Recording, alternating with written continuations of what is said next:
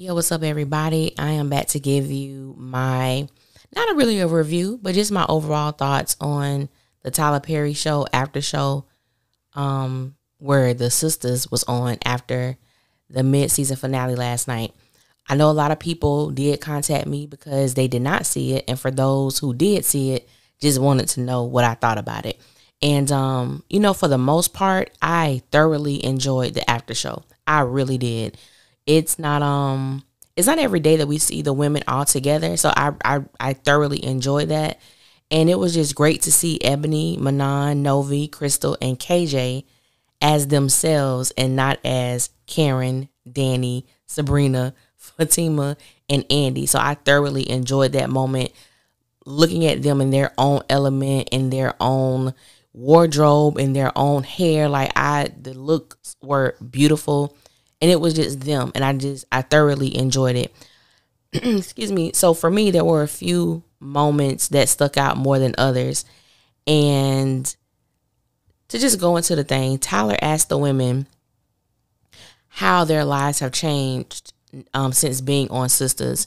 And KJ began to speak, and she couldn't even control herself. She broke down crying within moments of her speaking, and she talked about how her life has changed drastically and her journey up until this point. And they all kind of touched on the challenges and the difficulty in living out your dreams within the entertainment industry, how it is not easy. It is not an easy bout. It is not all the the glitz and glamour that it is portrayed to be. It's a lot of hard work to live out their dreams. And what they are experiencing now is something that they never, imagined, or it's more, than what they imagined. And that really hit home for me, because the reality is, don't get me wrong, we all have our issues with the show, but that's not their fault. And we are truly watching 5 young, Black, gorgeous, intelligent women living out their dreams, even though they may be on a controversial show that has, because of who it's, led by.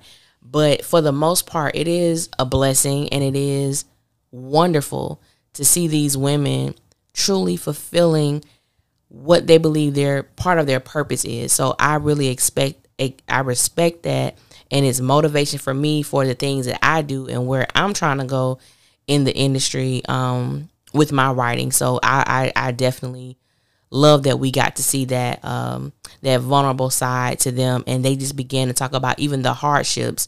Manon talked about how she had $12 in her account, and she was living with her mother when she got the call that she had booked the role for Danny, which is amazing. And even though it wasn't on the show, if you follow Novi is just, I love her, okay?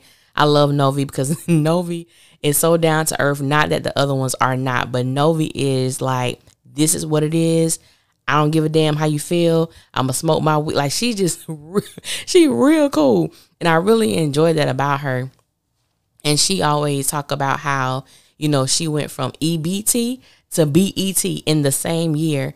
And she's really big into astrology and manifestations and things of that, manifesting and things of that nature. And so, like I said, I just love to see them in their element, because we're so accustomed to seeing them as the characters that they play. And we're so used to getting, perspectives based on their characters and not themselves. And that was one of the highlights too for me, is that, Novi and Manon are very outspoken. So is Ebony, but she was real reserved. But she didn't really have to say nothing, because Novi and Manon had her back. Like, nah, that's little sis, we got her, And so that kind of, broke the ice for where it was starting to go. They talk, they're able to purchase homes. They're able to retire their parents. They're able to do all of these things that they just weren't able to do before. And so I know Tyler paying them lovely, okay? I don't know what their rate is. That ain't none of my business. I don't want to know. But he is paying them lovely. And this is the one thing I will say that I truly respect about Tyler Perry, is that Tyler will take the unknown. Tyler will take, people that you may not have heard about, that you may have seen once or twice on TV and put them as leading roles, which is unheard of. So he definitely supports black artists and, black entertainment. And I do respect him for that because he was obedient to what he was supposed to do.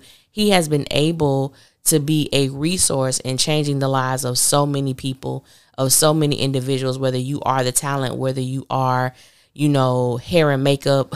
We gonna get into that. Whatever your crew member, whatever that, based on his vision and what he has been wanting to do and him not giving up, he has been able to help shape and change the lives of so many. And I applaud that because that is a desire of mine. So I really do admire that about Tyler. So let's get into the drama and the controversy. So Tyler, I already looked at him sideways, okay? I already looked at him sideways, but watching this show made me lose some respect for him. So if you follow Novi, if you follow Manon, especially on Twitter, you will know that they are not fond of Zach's character at all. For very good reason. And I think when we can detach ourselves from the fans, like not being a fan and just really listening and watching the show for what it is and looking at each person and looking at their dynamic and, truly dissecting. And I'm going to answer a question that somebody asked me and it goes along with the after show. So Tyler Perry began to talk about this personal story, and I guess he was relating it to Zach. And I know many people have told me how, Zach was like a aspect of Tyler. You started out, you didn't have nothing, you struggling, you this, then you hit it big, you made money, and your entire life changed. So I guess Zach is supposed to be a specific time in Tyler's life so that he wrote it for Zach. So he talked about how he was so in love with this woman, how he wanted this woman so bad. He wanted to date her, but she always turned him down. All he got was no's from her. And then the moment that he began to make some money, she started calling. She started to come around. So in my mind, I'm like, well, you already know what she's about. Why would you even want to waste your time with a woman like that anyway? And so in his mind, he was like, well, if she would have did what I wanted her to do from the beginning, her life would be basically so much better. She'd be riding in jets. I'm like, the arrogance. You was with your child's mom for years, and for whatever reason, which is none of our business, it didn't work out. So it is arrogant to believe that if this woman would have just stuck by you when you were struggling and hell, she didn't even like you. Obviously, because he said he wanted her. He was just in love with her. He wanted her so badly, but he ain't had no money, and I guess homegirl wasn't feeling that, which I get it too. I ain't got to be in the struggle if I'm not even your woman. You just like me. And so I'm like, don't depict her in a bad way. She just didn't, you wasn't it for her, and that's perfectly fine. Anyway, so he basically was, the movie Acrimony came in because if you look at the dynamics with Zach, Fatima, and Karen, you kind of can see where Tyler was going, and we know that he loves to use and reuse storylines. And so I'm like, the thing with Acrimony is that it was almost Tyler was trying to say that, Karen should have just been there more for Zach. She should have just stuck around just a little bit longer. Then she could, she would reap the benefit of his financial gain. And my thing has always been, it was never just about the money. And it was great hearing from Ebony, because I guess Tyler was trying to be funny. And so he asked her, he was like, yo, Eb, he was like, now that Zach is on the come up, do you think that Karen gonna want to get back with him or get with him like old girl did with me? And I loved Ebony's response. I'm going to tell you exactly what she said. And I quote, she said, I don't ever want the perception to be for Karen that it was ever only about the money, because I think her front was that it was about the money. in the first place was really a defense mechanism to not want to discuss the fact that she was hurt physically in a lot of ways and was disrespected in the ways that a lot of black women, particularly dark-skinned black women, are disrespected in our community. So how do I think she's going to take the come up? I think she's going to be weary, as she should. I mean, the situation is not clean, end quote. And so I forget what Tyler said, but he asked Crystal, who plays Fatima, is Fatima relationship goals for her? And she was like, I don't know about it being relationship goals. Like, I'm loving where it's going, but the path to get there, I wouldn't want that in my personal life. And so Danny was like, Zach is a project. Not Danny, Lord, Manon. I'm so used to saying a character's name. Manon was like, Zach is a project. Zach is not a favorite of Manon's. And so Tyler was like, I don't understand y'all. Y'all want like these perfect relationships, like void of issues and drama. And they was like, no, like it's not about wanting a perfect relationship. It's just about having a partner who is on your level. And Tyler kept talking about, sometimes you gotta, meet somebody while they at the ground, and I'm like, you don't have to do a damn thing. And it furthermore explains to me how Tyler writes. I'm like, Tyler writes from a place of hurt. I don't know who that woman was, who wouldn't give Tyler the time of day, who ignored him or whatever. But I'm like, that really hurt that man, because it makes me understand more why he writes black women the way that he does. To me, he writes Karen as if Karen was the woman who hurt him. And I'm just like, what's going on? And you can even tell, because when he introduced, or when he got to Ebony, it was kind of like, yeah, we've had some talks. And she was like, yeah, we have. Because for me personally, I don't think that Ebony, and I could be wrong, but I don't believe that Ebony was very fond of the direction that her character has taken on this third season. I don't think she was very happy about her character the latter part of last season. It was a complete night and day. And I don't think she was too happy. I don't think baby girl was too happy about that. But I loved how Manon and Novi had her back. Like, she didn't have to say much about that situation. And Novi brought up the fact that, with the STDs and the cheating. And she was like, most of y'all forget about that. Like, y'all forget what Karen experienced with Zach. And Tyler kind of sat back in his chair like he didn't have anything to say. And it's like, yeah, don't forget, you wrote this. You wrote the disrespect, the STDs, the cheating as a part of Zach and Karen's history.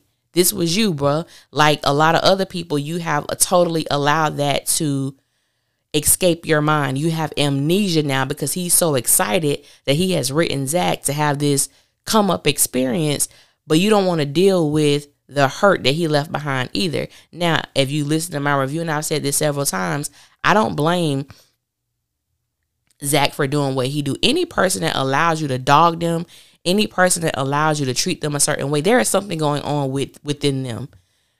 But the way that Tyler writes these women, he doesn't even give them the opportunity to seek the reason as to why they do what they do. They just do and they move on.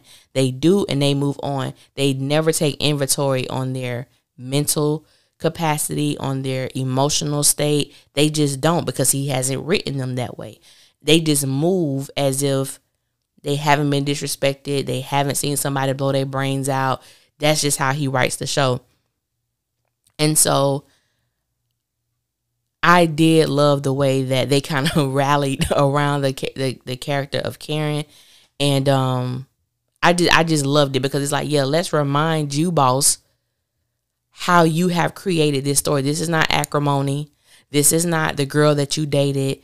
This was a woman who was down for her man, who held him down for 3 years, who, for whatever reason, stood by him with the cheating. If you go back and you look at season 1, Zach was the biggest asshole to me.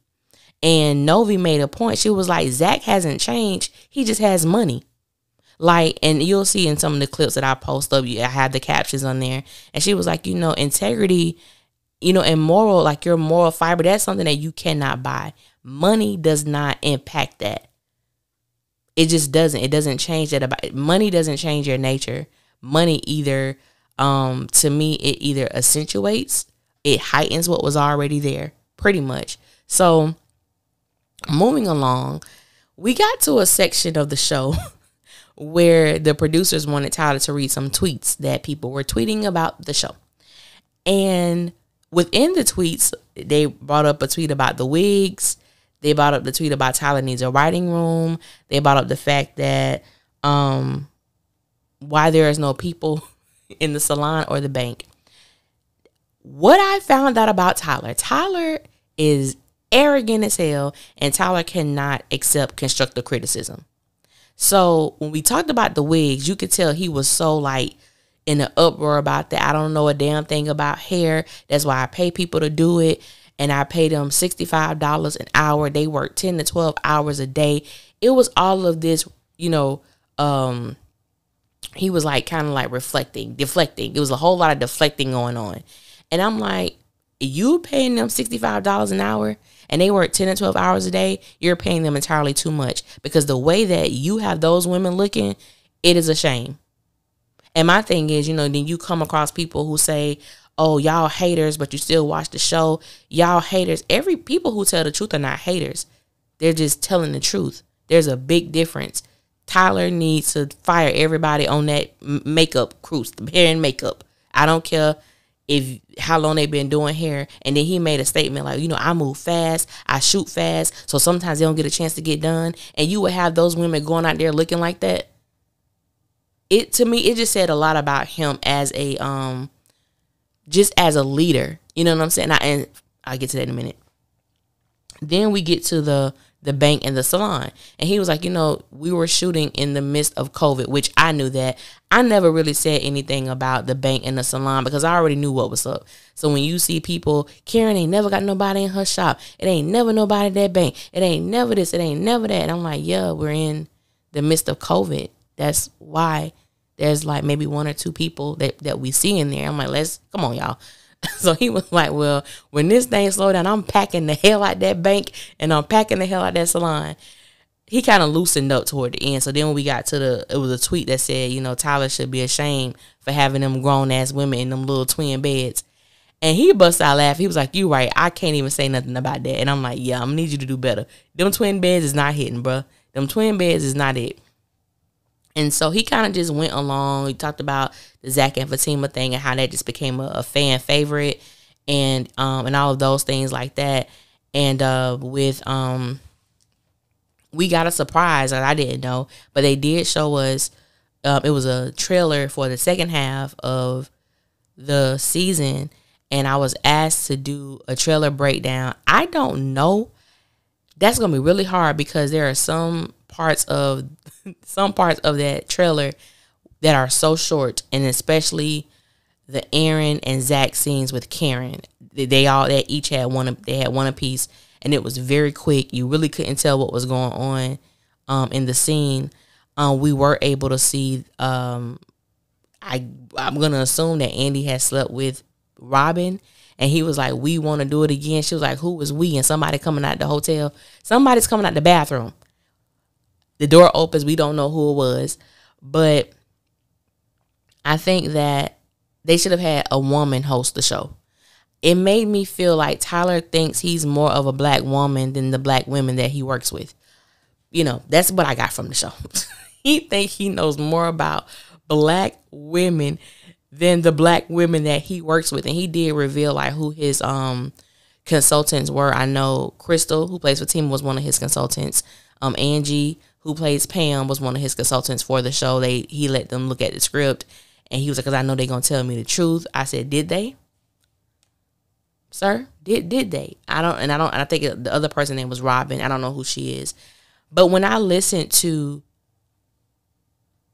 and I'm very intentional about the names that I use, when I listened to Ebony, when I listened to Manon, when I listened to Novi, I'm like, those the three that should be your consultants.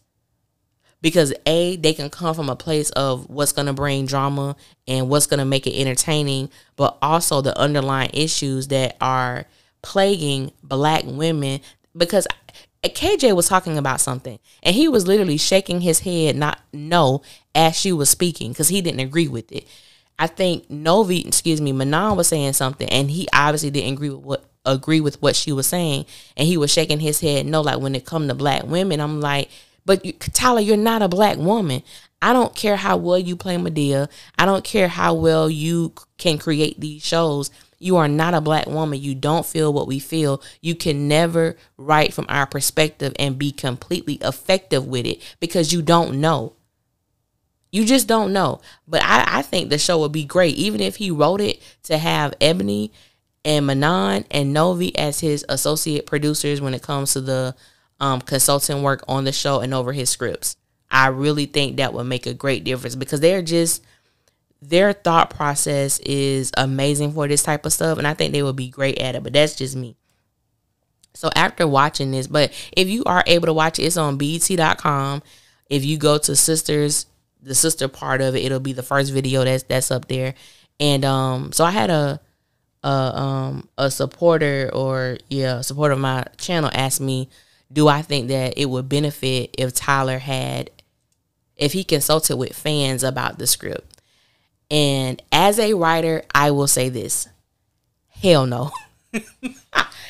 And I'm going to tell you why. Because it is very rare to find a fan who is not biased. It is very rare to find a fan who is not going to make the script work out for the benefit of those who they like. When you are a writer, just, information. When you are a writer, your goal is to write a complete story, to write a whole story, regardless of who people are, regardless of who people want to be together, regardless of who they're rooting for. It is about your story. Well, I can only say for me, this is how I am. It is about your story. I have had people get mad at me because of how certain things happen in my book, but I love it. Because my thing is, well, at least you mad. You're not mad because the writing was horrible. You're mad because what you wanted to happen didn't happen. And I can live with that. But I think for Sisters, no, because I read too many posts and, they need to let you write for the show. Hell no, they don't. If Zach and Fatima is your favorite character, if Zach and Fatima is your favorite character and all your stuff is centered around them to make them look good and make Karen look bad, that is not a great show. It'll be a good show for you, but it wouldn't be a great show for the community of those who like the show Sisters. So no, I don't believe he should consult with fans, because fans are only going to do what's best for them and not what's best for the story. Now, if you can find someone who they have no bias, it is what it is, then that's what's up. Because even if you listen to the reviewers, most of them have a favorite character, and I have started listening to more people who review Sisters. Most people have a favorite person, couple, and that's fine because I do too. But I also think that you should be able to turn that off when you're doing a review. Like, yeah, that's my dude, but he pissed me off. That's my dude, but I don't like the direction that he going in. Or that's my favorite one, but she making some real childish ass decisions. And you just got to be able to do that without taking, without deducting from the overall story. That's just me. I'm in love with stories. That's just what it is. But overall, this was a great special. It was a great special. And then you're just able to hear from them. You're able to hear how they feel. Whether Tyler agreed with it or not, I don't think they give a damn. I sure didn't. But it just made me look at him differently watching this show, especially when they were expressing like their viewpoints. For him to be shaking his head no, it's like, how can you say no to how they feel? This is how they feel. They've dated black men, Tyler. Have you? And I'm going to leave that down. And I ain't even going to touch that. But it's like, yeah, like I said, if you get the opportunity to watch it, please do. You won't be disappointed. It was really good. And it was informative. And yeah, I think that's all I had to say about that. I didn't want this video to be long. I didn't even want it to be this long. But yes, it was great. It was good. Love the ladies, all of them. Only want the best for them and everything that they do while doing Sisters and after Sisters is over. So yeah, this was good. And I'ma holler at y'all later. Until next time, y'all be safe out there. One.